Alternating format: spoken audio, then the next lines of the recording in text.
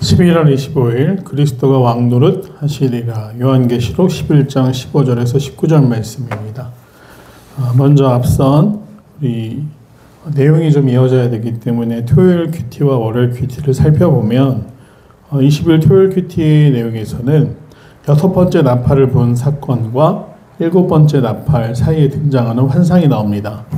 또 다른 천사가 등장하는데 천사에 대해서 묘사하기를 머리 위에 무지개가 있고 얼굴은 해 같고 그 발은 불기둥 같으며 그 손에 펴놓은 작은 두루마리를 들고 오른발은 바다를 밟고 왼발은 땅을 밟고 사자가 부르짖는 것 같이 큰 소리로 외쳤다라고 등장하고 있습니다. 굉장히 권위를 가진 모습으로 또 신비한 모습으로 설명이 되는데 이 천사가 중요한 것은 그의 손에 작은 두루마리가 들려 있었다라는 것입니다. 이것은 에스겔 2장 8절과 3장 3절까지 이어지는 내용이랑 거의 비슷합니다. 에스겔도 하나님께 두루마리를 먹으라는 명령을 받았고 오늘 이 요한에게도 두루마리를 먹으라는 명령을 주십니다. 입에는 꿀같이 달지만 배에는 쓰게 되었더라. 이것은 에스겔 또 예레미야도 비슷한데 모두가 공통적으로 겪었던 현상입니다. 입에 달다라는 것은 무엇입니까? 받을 때는 굉장히 은혜로웠지만 그걸 안에서 묵상하고 곰곰이 새겨보았더니 소화를 시켜서 내 것이 되는 과정에는 굉장히 쓰게 되었다. 즉 정말로 하나님의 말씀은 꿀송이처럼 달지만 그것을 지키며 살아가는 것은 쉬운 일이 아니다라는 고통을 이야기합니다. 또 월요일에는 그 천사의 그 작은 두루마리를 먹은 후에 지팡이 같은 갈대를 다시 받게 됩니다. 이것은 물건이나 건물을 재는 도구로 길고 곧은 장대를 의미합니다. 실제로 무슨 갈대까지가 아니라 당시 측량에 사용하던 자처럼 측량에 사용하던 도구를 받아서 측량을 하라고 명령을 하시는데 중요한 것은 이 측량은 구별하는 행위가 됩니다. 이방인이 모여있던 성전의 바깥들은 재지 말라고 하십니다. 왜 그러냐면 그것은 하나님의 구원의 대상이 아니기 때문이죠. 하나님이 측량해서 지킬 대상을 구별하라고 말씀하시는 것은 성전, 안뜰, 그 다음에 기도를 드리던 단, 제단, 그리고 그 안에 모여있는 백성들만 제단하라고 말씀하십니다. 그렇게 해서 구별되고 굉장히 오랜 기간 동안 성경에서는 42달 동안의 어떤 고난을 이야기하는데 3년 6개월 정도 되죠. 그것이 의미한 바는 무엇인가? 정해진 또 심판과 고통이 있다라는 것입니다. 그리고 이때 이 장대를 통해 성전이 구별된 후에 명령하시는 것은 42달 동안 그 이방인들이 거룩한 성을 짓밟게 될 것이다. 즉 또 환난과 핍박이 이어질 것이다 라는 것을 말씀하시면서 제한된 기간 동안 또 고통이 임할 것이다 라고 이야기하십니다. 그래서 하나님께서는 어떻게 하시느냐? 두 증인을 세우시고 그들이 1261일 동안 굵은 베옷을 입고 다시금 하나님의 말씀을 외치게 하십니다. 이들에 대해서 묘사를 하는데 두 감람나무와 두 촛대 같다라는 이야기를 합니다. 이것은 스가랴에 나오고 있는 말씀하고 거의 똑같습니다. 이때 이스라엘이 바벨론에서 포로로 돌아와서 당시 성전을 재건하던 수룹바벨과 대제사장이었던 예수와 여호수아라고도 하죠. 그 두 사람을 선지자 스가랴가 볼 때 감람나무에서 나온 기름으로 밝힌 촛대 같더라. 소망이 되는 역할을 감당한다라는 것을 의미하는데 환난의 시기에 하나님이 그 절망에 빠져있던 이스라엘에게 성전을 다시 회복시키신 것처럼 스가랴와 예수와 같은 인물들을 세우셔서 계속해서 교회가 잠들지 않도록 낙심하지 않도록 절망하지 않도록 말씀을 주실 것이다 라는 이야기를 다루고 있습니다. 그래서 이 두 증인은 결국에 어떻게 되는가? 무적행에서 올라온 짐승의 무리에서 살해당하게 되지만 3일 반이 지나면 그들은 또다시 부활하게 되고 하늘로 승천하게 된다. 그리고 많은 사람들이 그 광경을 보면서 두려워하고 그때 성의 10분의 1이 무너지고 또 지진으로 죽은 사람이 7,000명이나 되었다라고 이야기를 합니다. 그렇게 해서 6번째는 나팔이 끝이 나게 되죠. 결국 두 증인에 의해서 마지막으로 회개하고 돌이킬 수 있는 시간을 주시지만 여전히 회개하지 않고 그저 이 땅에 악한 권세를 가진 사람들에게 부합하며 돌아서지 않는 사람들이 있게 된다. 그리고 그것을 위해서 계속해서 두 증인이 증언하지만 결국 그 두 증인을 핍박하고 죽인 가운데 그들은 7번째 나팔 소리를 맞이하게 됩니다. 7번째 나팔이 불 때 하늘에 큰 음성들이 나서 바로 오늘 본문이죠. 세상 나라가 우리 주와 그의 그리스도의 나라가 되어 그가 세세토록 왕노릇 하시리다 하니, 즉 하늘에서 다시 나팔 소리와 함께 음성이 울리는데 하나님께서 이 땅을 다스리시며 세세토록 왕노릇 하신다라는 음성이 퍼져나가는 것이죠.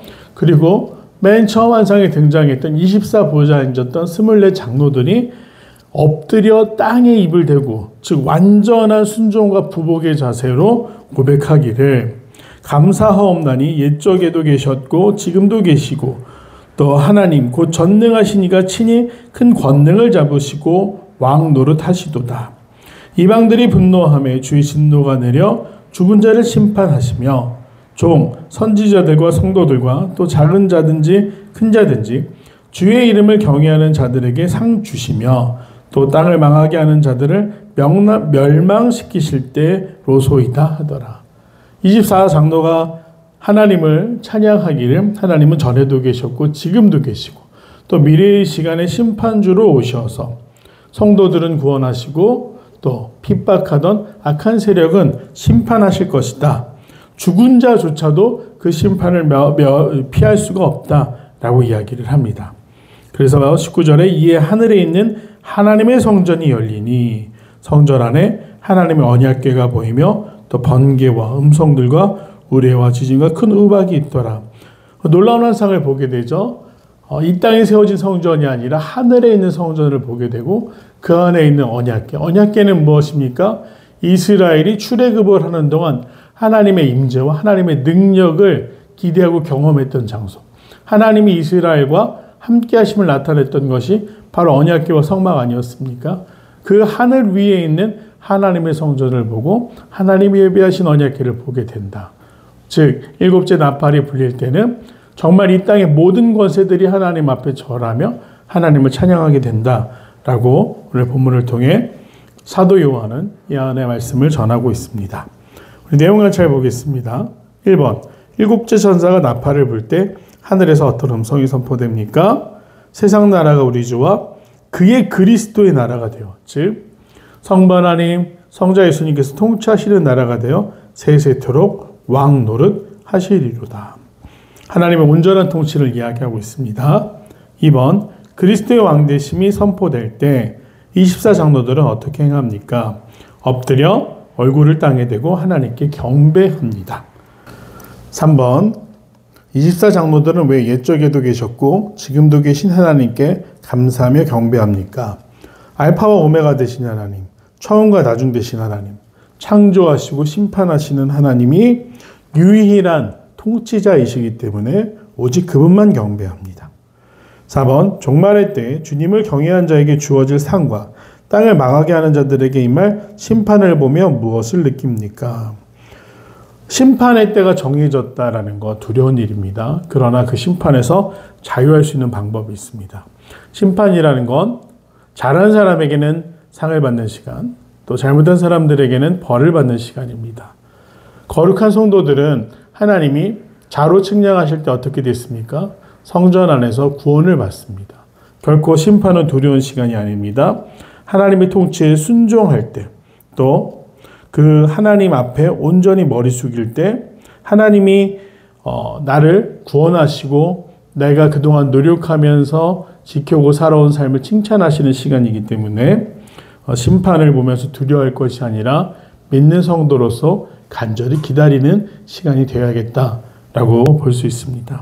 5번 여전히 내가 주인 노릇하고 있는 삶의 영역이 드러난 때는 언제입니까? 왕 대신 예수님을 찬양하며 하나님 나라를 이루기 위해 무엇을 실천하겠습니까? 우리가 살다 보면 가장 어려운 부분이 진짜 내 모습, 내 안에 있는 이기심이나 내가 습관대로 해왔던 것들을 내려놓는 일입니다. 하나님 앞에서 하나님의 말씀대로 살려면 먼저 우리가 중생, 다시 태어난다라는 표현을 하게 되는데 이전의 삶이 나의 만족과 유익을 위해 살아왔다고 한다면 중생한 이후의 삶은 무엇입니까? 하나님의 만족과 유익을 위해서 살아가는 삶. 그럼에도 수시로 우리 안에 자아가 쑥쑥 튀어나와서 정말 순종하기 어려운 것이 사실입니다. 오늘 하나님 앞에서 부끄럽지 않은 정말 born again, 중생한 성도들로서 살아갈 수 있는 결단과 실천의 노력이 있는 귀한 날 되시기를 간절히 소망합니다. 비가 오고 있습니다. 감기 조심하시고 또 평안한 가운데 하나님과 동행할 수 있는 날 되기를 간절히 바랍니다. 기도하겠습니다. 은혜와 자비가 풍성하신 아버지 하나님, 주님의 통치 아래 있는 백성, 심판이 두려운 것이 아니라 오직 그날에 주께서 나의 목전에 상을 베풀어 주시고 나에게 기름을 부으시는 날이 되기를 간절히 기다리며 소망합니다. 이 땅을 살아가는 것이 결코 쉽지 않지만 주님과 동행하며 하나님의 날을 기대하며 주님, 그날 착하고 충성된 종이라 칭찬받는 성도들이 될 수 있도록 오늘 하루도 우리와 동행하시고 인도하시며 모든 유혹과 어려움으로부터 지켜보호하여 주시옵소서. 감사드리며 사랑하는 예수님의 이름으로 간절히 기도드립니다. 아멘.